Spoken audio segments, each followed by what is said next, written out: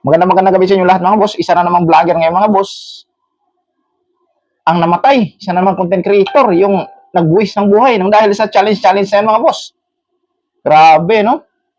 Challenge siya mga boss ng kanyang viewers, ng kanyang followers na kumain ng manok at lunukin yung mga buto. Ay ito namang si Idol. Naniwala nga. Kasi sabi, bigyan daw siya ng 20K.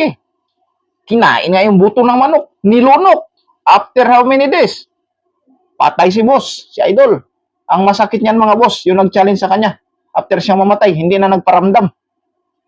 Kaya, napakapangit na mga, yung mga ganyan challenge mga boss. Ito, panoorin nyo mga boss.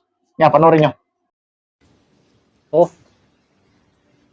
wala na ako ditong magawa mga bay kay sabi ni si Romel, tunlon ko daw yung mga bukog mga bay kay magpadala siya sa akin ng 20K. Sana legit to si Sir Romel. Oh, sabaw.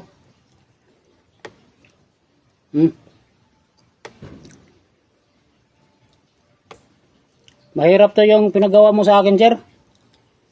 Minsan lang ako nito nakakain ng bukog. Pero ito siya mo, sir. Ginagawa ko lang to ditong ginamos. Oh, kung sa may ipaabot mga bay, ba natapod. Katagan tayo partida, sir, ha? So, isang buong manok to. So, unahin ko pagkaon yung mga bukog. O, sama nito. Diba, sabi mo nga, bukog kakain ko, o, na.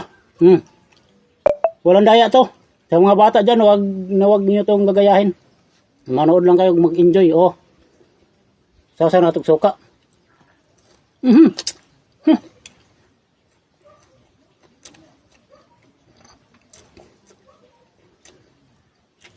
Para matang-tang ngipin ko sila sa bukog.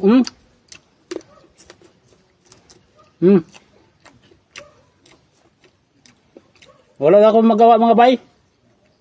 Kamo lang to ni si Romel sa akin. Si Romel Ginon. O na naman sir. Ayan mga boss. Kaya sa lahat ng mga small content creator dyan na kagaya namin, no? Ako mga boss, kahit anong i-challenge ipagawa mo sa akin dyan, basta ayaw ko talaga kahit bayaran mo ako ng pira mo.